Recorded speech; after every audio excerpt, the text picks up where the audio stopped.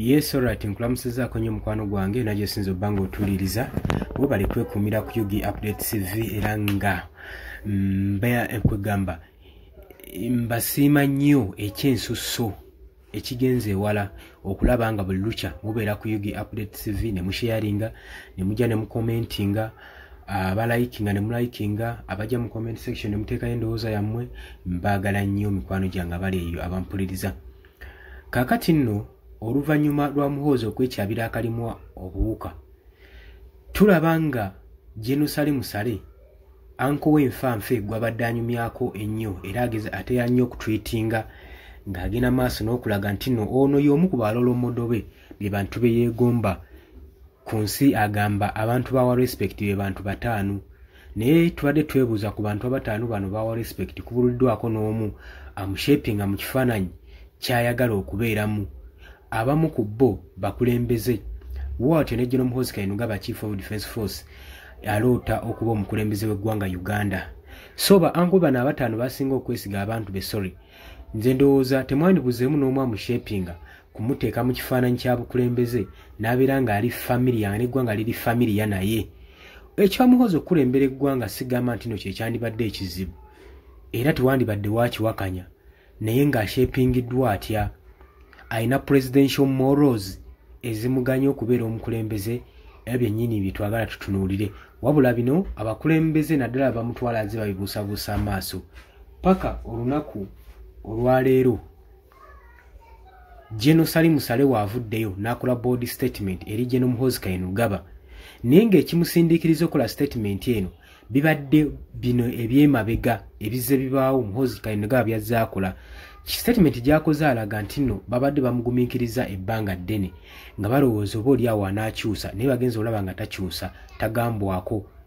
ate nga yeetwalanga okubeera ng'ali above the law Chief of Defence Force ono Muhoozi Kainerugaba ngenda kuba nkuwa ensonga lwaki bino byonna bigenda mu maaso n'okuba nga bituukawo bino nno bijja kulaga etandika okulaga enjawukanya wakati wa First Family ebigenda mu maaso singa Muhoozi anaabeera tatuuziddwa nsonga zino kubeera nga bazoogerako butya bwasaanidde okuba nga yeeyisaamu empisa actions characters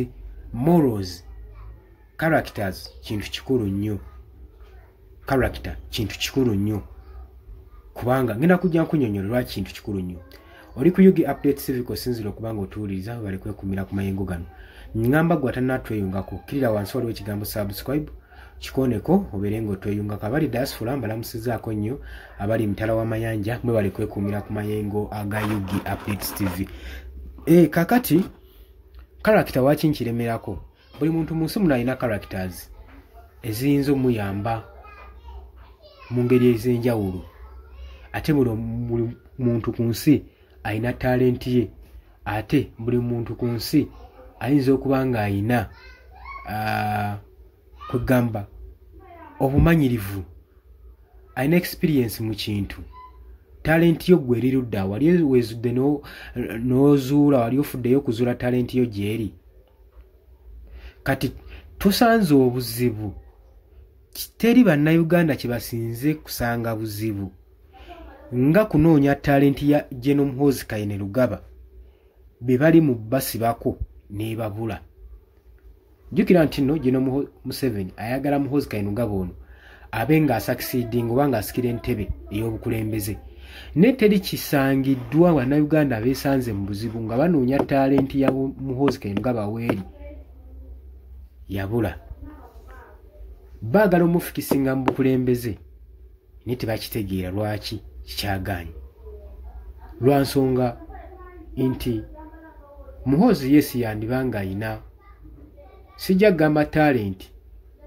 yandibanga ayina chance abantu abamu babeera ne chance naye nga tebalina talent they work hard they are hard working omanyi omuntu ali hard working asobola okukola ennyo n'okusinga ayina talent kati Muhoozi abadde hard working oba tugambe ne chance akozesezza omukisa gwe omukisa guno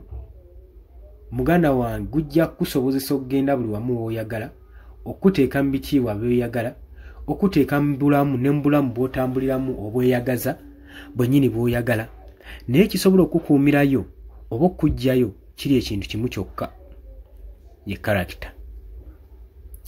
Kati Muhoozi ekimulemesezza obukulembeze n'okuba nga bannansi bamubuusabuusa characters kintu kikulu nnyo ate ebitubagamba bino nga mumala muvaayo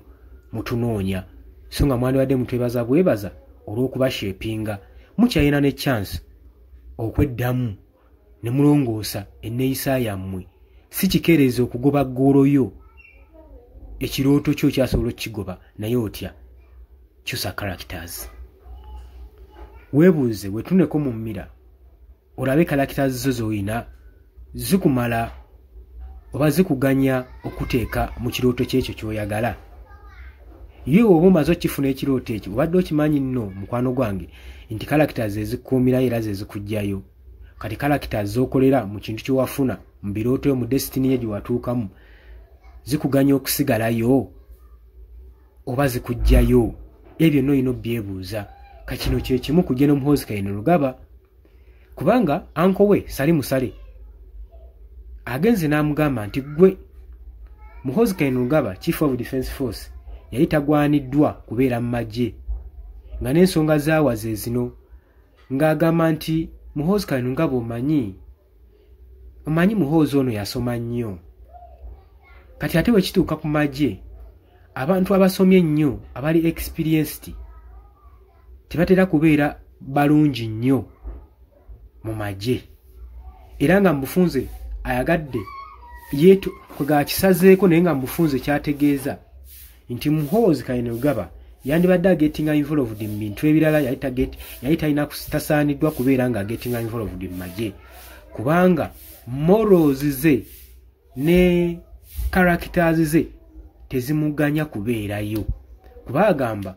ti Muhoozi yegulidde erinnya ku social media buli kadde waagera maaso n'okutwitinga kimufudde fame eri bannayuganda naye ate ewamu kyongera okuba nga kittattana ekitiibwa ky'amagye ng'omanyi nti no Chief of Defence Force. Chief of Defence Force tolina kubanga osanguza buli kimu ky'osanze. Lwaki? Kujja kuttattana operation z'abanno zibakola mu magye. Amagye galina sigala nga gali secret buli kimu ekikolebwayo. Oba okitegeera ne Chief of Defence Force ye muntu asobola n'okumala omwaka nga temumuwuliddeeko wabula waavuddeyo wabaawo ensonga mawanga agamu. Kati tetumanyi oba General Sali Musale bagenda kukwata ku Muhoozi nga ye boogedde basobole okulanga bazza empisa ye nga bamushapinga wabula tusuubira okuba nga Muhoozi Kainerugaba agenda kubanga addamu okusinziira ku General Sali Musale statement gy'akoze era tulinze tuwulire agenda kubanga ayogera ki tugenda kubanga tukibawa. Ekijje Sali Musale okwogera statement nga zino bwe luvannyuma lwa Muhoozi gye buvuddeko emabega